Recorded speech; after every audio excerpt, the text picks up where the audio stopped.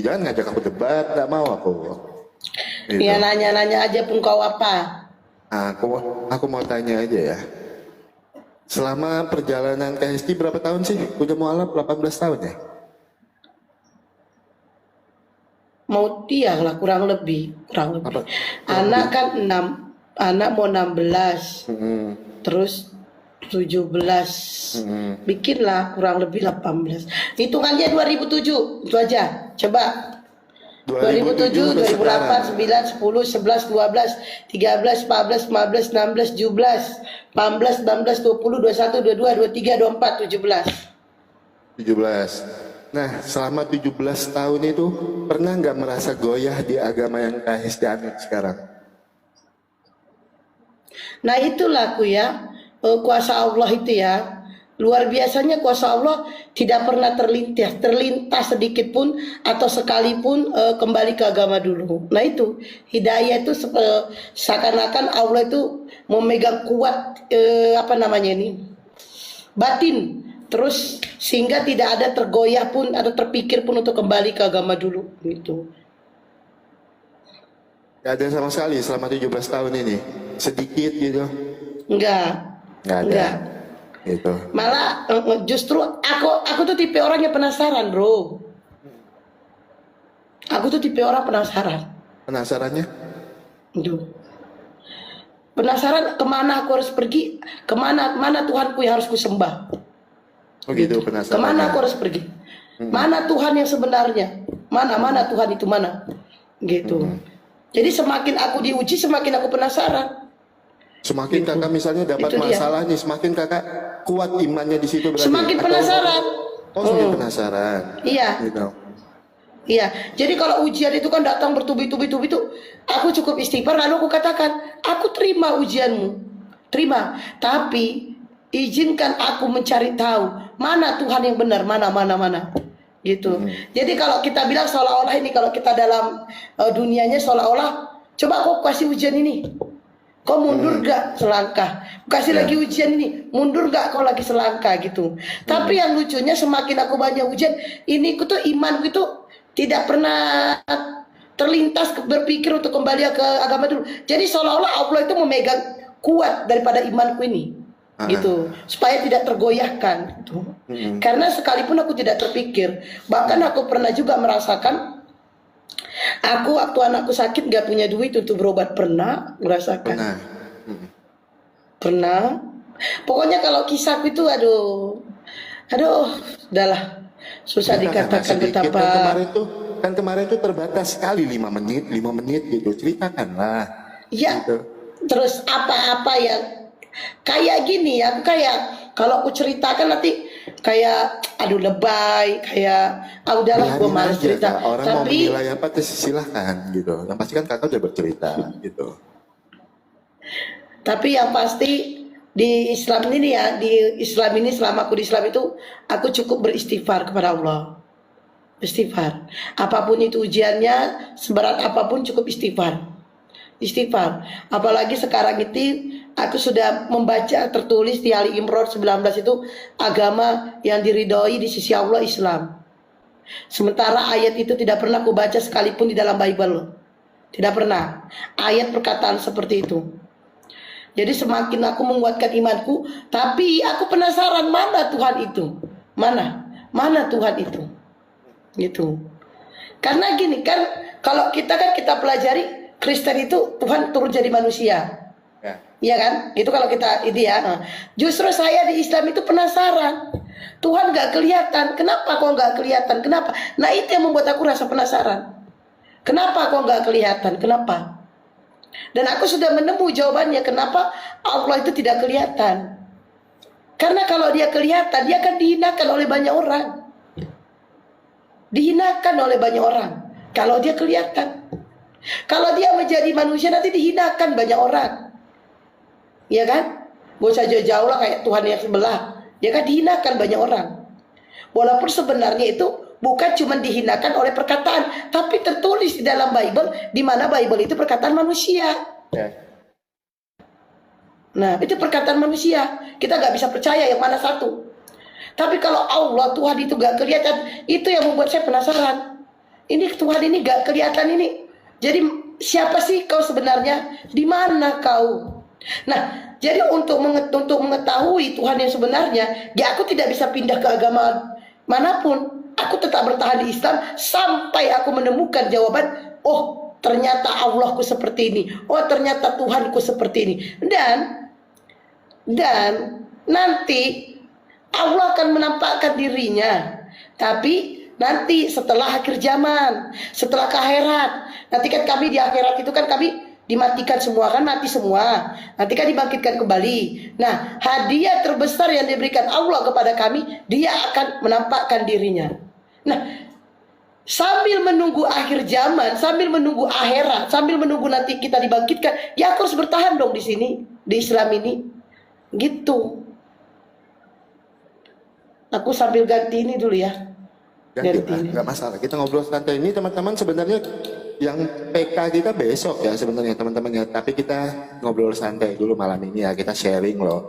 Teman-teman yang di bawah jaga-jaga typing ya. Iya. Gitu. Jadi kita ngobrol santai loh. Nggak ada yang salah kalau kita, Iya, ngobrol Novan santai ini. itu. Itu kalau yang memang PK benarnya besok ya jam 8 malam, temanya Jam agama. 8 malam. Nah, agama mana yang benar, Kristen atau Islam? Itu temanya, itu. Nah, Kak Hesti. Makanya waktu aku dengar, oi, apa? Makanya waktu aku dengar dirimu, curhat itu, kamu tuh belum menikah, belum merasakan sebagai bapak rumah tangga. Jadi kok gak usah lebay, masalah kok cuma segitu doang. Kau laki-laki. Itu. Terus. Kau laki-laki, aku perempuan. Dimarahnya pula gitu kan. Dibilangnya lebay pula gitu. Iyalah. Kau terus? laki-laki lemah kali. Baru segitu cobaan kau, udah lemah kau. Itu. Lemah safat gak apa-apa, ini lemah langsung imanmu nih ya. Saya ya dari 2011 sampai hari ini berarti 13 tahun. 13 tahun itu saya nafkahi anak sendiri. Besarin anak sendiri. Tidak ada bantuan apapun selain bantuan daripada Yang Maha Kuasa, yaitu Allah. Nah, dan saya tidak pernah mengeluh kepada manusia selain Allah tempat pengeluhan saya. Nah, saya nggak ada cengeng. Saya perempuan, masa kok kalah sama perempuan? Coba. Tapi gini ya, aku boleh menanggapinya sedikit. Gitu. Bukan debat ya, aku nanggapi sedikit ya. Mungkin kalau Kak Hesti menilai dari situnya memang betul ya. Aku tuh dicobain tuh kurang lebih 3 tahun ya. 3 tahun doang gitu kan. Memang kalau dibandingkan Kak Hesti itu jauh. Apa yang menjadi beban itu akan jauh gitu kan. Kak Hesti harus hidupin anak dan keluarganya. Sedangkan aku kan belum berkeluarga ya. Nah cuman gini Kak. Kalau aku pribadi ya. Karena aku itu udah lahir ya. Udah lahir itu dari Kristen gitu. Udah lahir dari Kristen, terus aku berpindah agama kan, berpindah agama ke agama sebelah gitu, ke agama yang lain. Nah di situ tuh kalau aku sekarang ya, aku tuh punya pikiran gini, Tuhan itu sebenarnya sedang proses aku di situ. Bukan berarti, maksudnya kalau bicara mental ya, aku itu pernah ada, maksudnya kayak benar-benar hidup di titik terendah itu sampai ditangkap pun aku pernah, diposting di mana-mana atas dasar penipuan itu pernah. Aku terbuka sama masa lalu aku, nggak ada yang aku tutupin. Boleh cek semua di Facebook itu tahun 2020. Oki Saputra itu diposting di mana-mana atas dasar penipuan. Tapi semua itu aku akuin karena kesalahan aku, gitu. Karena aku gimana caranya aku dapat uang, aku beli narkoba, ya aku bohongin orang, gitu kan. Uang gaji itu kurang, itu uang gaji kurang, itu. Nah di saat itu Kak, kenapa aku memutuskan ya? Aku memutuskan memilih Tuhan Yesus sebagai Tuhan dan Juru Selamat. Ya karena di saat di titik terendah aku itu, ketika aku berdoa, aku yang udah meninggalkan Tuhan Yesus selama beberapa tahun di dalam kehidupan aku berdoa menyebut nama Tuhan Yesus yang luar biasa. Aku yang pernah meninggalkan Tuhan, tapi Tuhan tidak pernah meninggalkan aku. Itu yang membuat aku yakin sekarang ya, kalau pilihan aku nggak salah. Tuhan Yesus Tuhan dan Juru Selamat. Karena apa? Dia yang mujizatnya nyata di dalam kehidupan aku. Tuhan Yesus yang mampu merubah aku. Tapi aku yakin semua permasalahan di dalam kehidupan aku diizinkan Tuhan terjadi. Karena Tuhan mau bentuk aku. Karena Tuhan ingin memproses aku jadi lebih baik lagi. Ini loh, kamu ninggalin Tuhan di dalam kehidupan kamu. Tapi aku tidak pernah meninggalkan anak-anaknya. Makanya ketika kamu ada di titik terendah dari kehidupan kamu, aku angkat kamu. Gitu. Kamu aku pakai dari semua masa lalu kamu yang suram. Kamu aku pakai sekarang jadi saksi buat teman-teman kamu yang menggunakan narkoba. Kalau seorang mantan pecandu narkoba itu bisa menjadi saksi Tuhan di dalam kehidupan aku.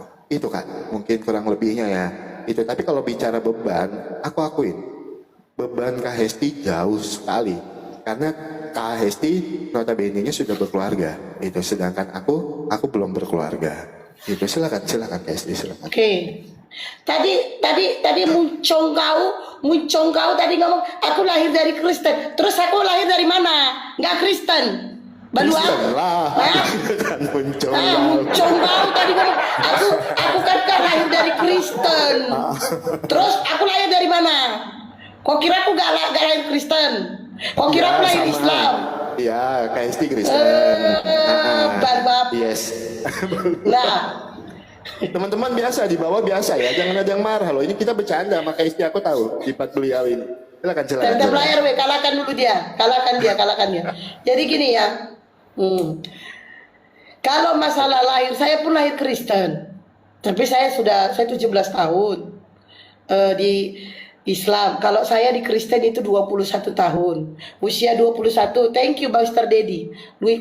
Di usia 21 tahun saya menerima Islam. Oke, kalau masalah ujian, apapun masa lalu kita, masa lalu ini hebatnya tahu nggak? Masa lalu kami itu di Islam ini, Allah menutupin. Insya Allah, Allah akan menutupin masa lalu kami. Insya Allah. Yang penting kita jangan buka aib orang, maka aib kita pun akan ditutup oleh Allah. Itu kami, apalagi seorang ulama. Ulama juga disuruh tuh dia. Bahkan kami juga tahu dari ulama bahwa aib itu harus ditutup. Beda sama kalian. Kau tahu nggak pendeta kau, Pastor Sarah? Pastor Sarah membuka aib-aib jemaatnya. Aku belum pernah dengar itu. Coba. Belum pernah Pernah dengar? Belum. Belum pernah. Nih, contoh salah satu aibnya si Agatha, katanya istri simpenan. Kalau nggak makan dia jadi simpenan orang. Pastor Sarah yang ngomong. Agatha Palermo. Iya. Oh, iya. Aku baru tahu beritanya, kan aku baru main TikTok. Janganlah bahasa yang lalu-lalu, kan aku baru main TikToknya. itu seorang pastor membuka aib daripada jemaatnya. Dan masih banyak lagi, itu masih salah satunya. Masih banyak lagi. Jadi gini ya, kalau hanya ini ya, kalau katanya Tuhan, Yesus yang mengapain hidupmu gitu, merubah hidupmu, salah bro, salah. Yang merubah hidup kita adalah kita. Allah memberikan kita akal, lalu akal kita kepakai. Yang merubah hidup kita adalah kita, tetapi Allah memberikan kita hidayah, lalu apakah hidayah itu kita jemput? Nah, kalau kamu tipe orang hidayahnya gak kamu jemput, kalau saya jemput. Nah itu, yang mengubah hidup kita menjadi lebih baik adalah kita. Tapi Allah memberikan kita petunjuk. Kita meminta, ya Allah berikan aku petunjukmu. Yang mana nih harus aku kemana? Aku harus kemana ya Allah? Kemana? Ke jalan mana? Lalu Allah pun mendatangkan dari akal kita. Tiba-tiba kita jadi pintar. Oh iya ya, betul juga. Benar-benar. Iya harus kesini aku. Karena kan Tuhan yang sesungguhnya gak mungkin dia kelihatan. Nah itu, kita jadi pintar. Itu karena kuasa Allah, bukan karena kita. Jadi ini, jangan pernah kalian mundur. Siapapun kalian di bawah, yang kalian baru menjalankan Islam, yang belajar tentang Islam, yang kalian baru mualaf, jangan kayak si Balua Pini baru 3 tahun, gak tahu apa-apa jadi murtadin dia. Oh ya kan? Nah, Balua pun. Terus. Jadi kita harus belajar. Jadi di sini kita harus belajar, kita harus cari tahu Nih kalau tipe saya cari tahu. Misalnya gini, mana sih Tuhan itu? Nah, kau kan tidak kelihatan, ya Allah. Berikan saya suatu keyakinan kalau kau betul-betul ada. Lalu Allah akan membuka semuanya, mata kita dibukakan, otak kita pun kita dibukakan, lalu kita pakai. Kita lihat dengan baik-baik, dengan teliti. Oh iya, ternyata benar Tuhan itu ada. Seandainya Tuhan tidak ada, nggak mungkin ini ada. Siapa yang bikin? Ini laut siapa yang bikin? Mana ada manusia yang bikin? Nabi pun tidak membikin. Ini bumi ini langit-langit ini siapa yang bikin? Nah, artinya Allah itu ada, Tuhan itu ada. Hanya saja dia tidak memperlihatkan dirinya sebagai manusia, berwujud sebagai manusia. Karena kalau dia berwujud sebagai manusia, menjadi manusia, maka hinalah dia. Maka ketuhanannya itu tidak ada. Karena sama ini contoh kita ini, kayak misalnya saya ini kan presiden lah contoh ya. Aku presiden, ya kan? Gak mungkin aku jadi kepresidenan ini, gak mungkin ku pameri kepada orang, ya kan? Dengan gayaku yang compang-camping, aku presiden loh. Gak mungkin dia akan melakukan dirinya begitu. Dia tidak akan menghinakan dirinya menjadi seorang gembel, gak mungkin. Sama seperti kita ini, kita bisa aja kan, gak pakai baju, gak pakai celana, lalu kita keliling-keliling, ya kan? Keliling-keliling, ya kan, paling-paling orang bilang, oh langgila, katanya kan. Nah, mungkinkah kita melakukannya? Nggak mungkin. Mungkinkah saya bisa aja buka baju, buka celana, lalu saya keliling-keliling. Bisa saya melakukannya, bisa. Tapi nggak akan saya lakukan. Karena apa? Karena saya masih waras. Nah, begitu juga dengan Tuhan. Dia bisa jadi manusia, dia bisa jadi apa aja, tapi dia tidak akan melakukannya. Karena apa? Karena dia tidak akan menghinakan ketuhanannya. Karena sejatinya Tuhan tidak bisa disetarakan dengan apapun. Tidak bisa. Itu. Jadi ya, sekali lagi saya katakan, saya bahkan kau bisa aja gak pakai baju, gak pakai celana, kalau kakak nggak pakai keliling-keliling, kena blokir nanti. Tapi bisa kan? Bisa kau lakukan kan? Bisa kan? Tapi nggak mungkin kan? Nggak mungkin kan? Betul tidak? Betul. Tunggu dulu, ini ada ini minta verifikasi pula lagi si Baluap ini. Dibilangnya pula. Iya, ini minta verifikasi.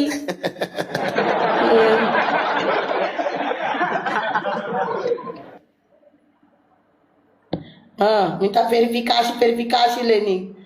Udah bisa. Jadi gitu, kita bisa nggak pakai baju, kita nggak pakai celana, kita keliling dunia. Paling orang bilang, oh langgila, paling itu dikatakan orang. Begitu juga dengan Tuhan, dia bisa jadi manusia, tapi nanti kalau dikatakan Tuhan jadi manusia, lalu kok Tuhan berkelamin? Begitu kata-katanya. Jadi gak akan. Tuhan itu tidak akan menjadi manusia karena dia tidak akan menghinakan dirinya, ketuhanannya. Tuh. Silakan. Boleh ya? Ya, kakak bilang tadi apa tadi? Yang merubah saya itu adalah diri saya sendiri. Betul. Yang merubah saya keinginan saya untuk menjadi lebih baik. Tapi ketika saya mencoba mengandalkan diri saya sendiri, tanpa campur tangan Tuhan di situ, tanpa mujizat Tuhan Yesus di situ, apa yang saya dapatkan? Hancur, masa depan berantakan, tangkap polisi, iya, diposting sana-sana, iya, gitu kan? Nah, ketika saya mengandalkan diri saya sendiri, misalnya, aku mengandalkan nih apa yang menjadi keinginan aku dan aku mengikuti akal pikiranku. Gitu. Aku mau pindah agama supaya aku bisa bahagia dengan pasanganku. Aku mencoba menggunakan akal aku dan keinginan pribadi aku. Apa yang aku dapat? Nggak ada kebahagiaan yang aku dapat. Gitu. Nikah batal, narkoba iya, depresi iya, untung nggak bunuh diri ya kan, untung aja sekarang masih dikasih hidup ya kan? Gitu. Jadi gini, betul, salah satu keinginan yang merubah itu pribadi aku betul. Tapi tanpa campur tangan Tuhan di situ, aku nggak akan bisa berubah, Kak. Tanpa Tuhan yang melepaskan aku dari jerat belenggu narkoba di dalam kehidupan aku nggak akan bisa lepas dari narkoba. Contohnya, banyak teman-teman aku yang punya uang masuk rehabilitasi ketika dia mengandalkan uang dan diri dia sendiri. Yang terbukti, mereka balik lagi ke narkoba. Tapi ada beberapa teman aku yang waktu PK pertama aku cerita maka blokir walaupun nggak banyak. Cuman dengar kesaksian aku pun nggak mendoakan mereka. Aku cuman bilang sama mereka, yuk serahkan hidup kita sama Tuhan. Berserah sama Tuhan, jangan andalkan diri kita sendiri. Andalkan Tuhan di dalam kehidupan kita. Mereka lepas dari narkoba. Luar biasa. Tuhan Yesus mampu melepaskan mereka dari jerat belenggu narkoba. Itu yang pertama. Dan yang kedua, aku mau menanggapi kata kakak Tuhan kok jadi manusia atau apa? Yang aku kadang bingung. Ini bukan dalam ranah debat ya, guys. Mohon maaf ya. Aku minta maaf sebelumnya. Bukan, aku nggak mau berdebat. Cuman aku ingin menanggapi sedikit. Tuhan kok manusia? Yang aku bingung sebenarnya, kok kita sebagai manusia kok membatasi kuasa Tuhan? Kita ini sebagai manusia, kita ini makhluk ciptaan Tuhan. Kok kita batasi? Kok kita batasi ke kemampuan Tuhan, kok kita batasi kekuasaan Tuhan. Tuhan bisa jadi apa aja yang dia mau. Tuhan bisa jadi manusia, Tuhan bisa jadi apapun yang dia mau. Karena itu kami orang Kristen percaya kalau Tuhan Yesus adalah Tuhan dan Juru Selamat. Karena apa? Yang mustahil bagi kita, tidak ada yang mustahil bagi Tuhan. Karena itu kami percaya kalau Tuhan Yesus adalah Tuhan dan Juru Selamat. Itu. Yang aku bingung itu malah yang membatasi kuasa Tuhan. Tuhan kok dibatasin? Kok Tuhan harus ikutin kemauan kita? Itu. Tuhan itu manusia. Tuhan itu punya kuasa. Tuhan itu bisa jadi apa aja yang dia mau. Mungkin KST juga waktu jaga sama Kristen akan punya pikir gini. Yang mustahil bagi kita tidak ada yang mustahil bagi Tuhan. Karena Tuhan Yesus punya kuasa. Tuhan Yesus di atas segalanya. Segala lidah mengaku Yesus Kristus adalah Tuhan untuk kemuliaan Allah Bapa. Itu. Jadi yang Kak Hesti bilang tadi, aku betul kan, keinginan pribadi yang merubah. Gitu. Tapi aku udah pernah mengandalkan keinginan aku tanpa aku mengandalkan Tuhan, tanpa aku menyerahkan hidup aku sama Tuhan. Aku nggak bisa berbuat apa-apa kan tanpa Tuhan nggak. Tapi ketika aku sekarang menyerahkan hidup aku sama Tuhan, segala pergumulan yang aku lalui, segala permasalahan yang aku lalui, puji Tuhan, Tuhan Yesus mau angkat aku. Tuhan Yesus mampu melepaskan aku dari narkoba. Itu KSD kurang lebihnya. Jangan kutip-kutip ke Alkitab loh Kak ya. Nggak mau. Ya kan? Kita ngobrol santai ya kan. Katanya jangan membatasi Tuhan. Yaudah, sekarang kau jangan batasi diri kau. Sekarang aku mau tengok kau nggak pakai baju, nggak pakai celana. Cepat keliling kau. Cepat. Ya enggak begitu modelnya. Kan kau bilang kau jangan membatasi Tuhan. Sekarang kau jangan membatasi diri kau sendiri. Enggak. Kau jangan membatasi diri kau sendiri. Cepat. Cepat. Nah, gini. Kau bisa melakukannya, bisa. Cepat.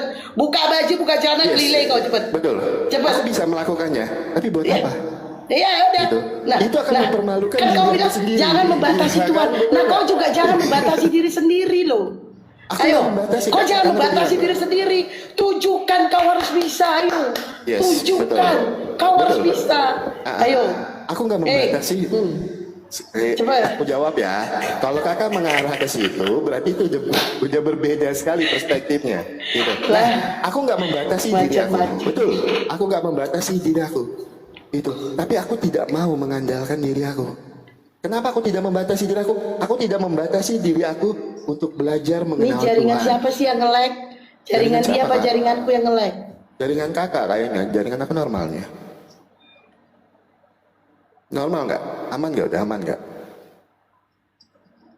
Jaringan siapa yang nge-lag? Jaringanku apa jaringan dia? Jaringan kakak patah-patahnya.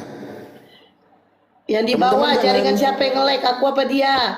Teman-teman jangan repot-repot ya. Jaringan aku ya. Jangan repot-repot akun sebelah juga, jangan repot-repot akun saya ya. Kita ngobrol santai. Itu nggak ada jawaban di bawah. Yang di bawah jaringan siapa yang nge-lag? Aku apa dia?